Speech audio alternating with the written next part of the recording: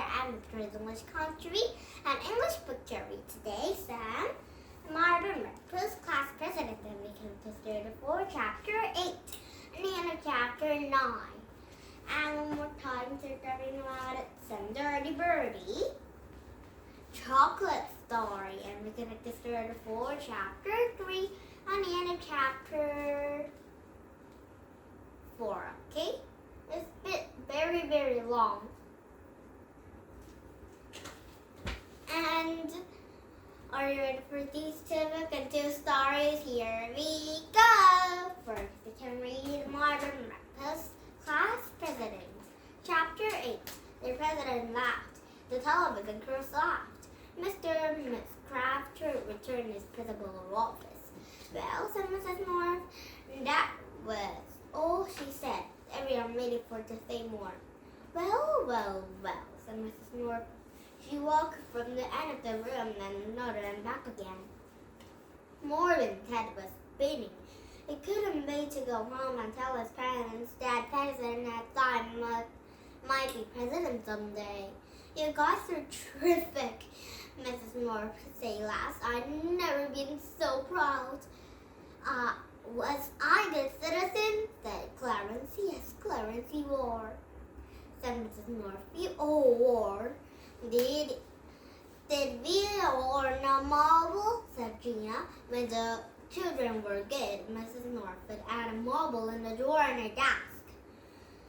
When the drawer was full, they got to the lake park. Mrs. North opened her desk drawer and took the bag of marbles. She pulled out a handful of marbles and dropped them in the drawer.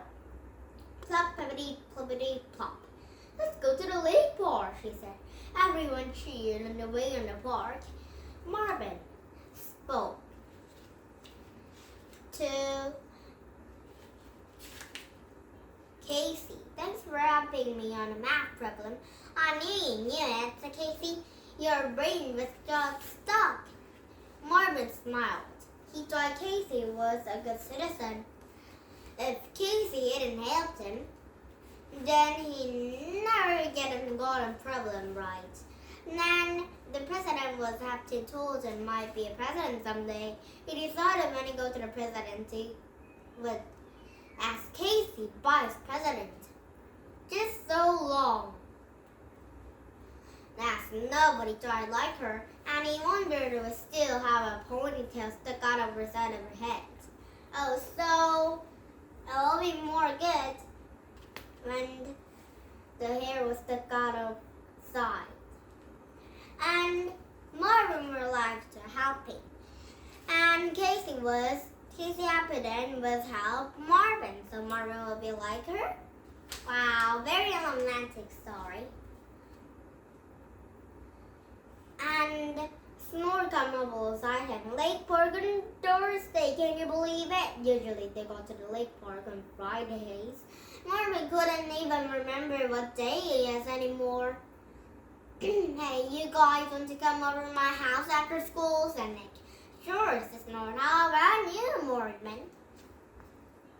Marvin really wanted to go home and tell his family about presidents, but he knew his parents wouldn't get home until after 5 o'clock anyway.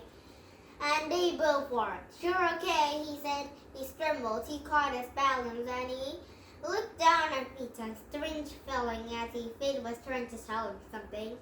Chapter 9 right now, it's American Story 4. Chapter 9, the end of Chapter 10. Oh, there's no Chapter 10. And we're going to start for just Chapter 9 and the end of reading these stories, okay? And this the chocolate story to read. Chapter 3.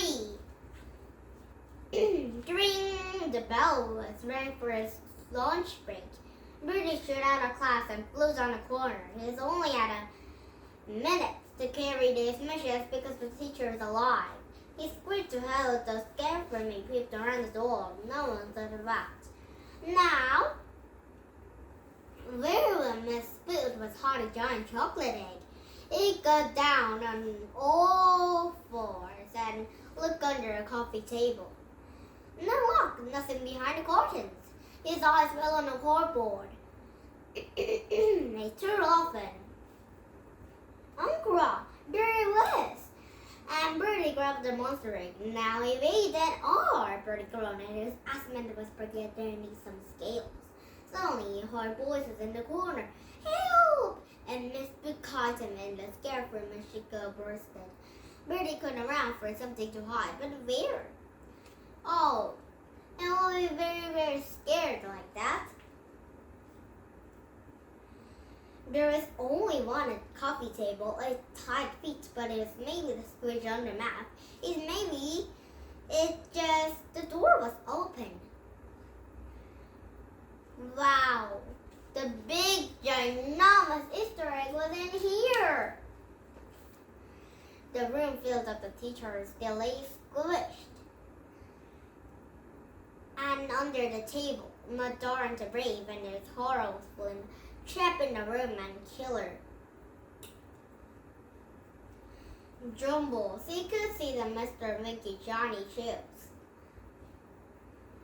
And only each way. You know that Bertie asked me today, Miss Boo was speaking. What? Asked Miss Darling.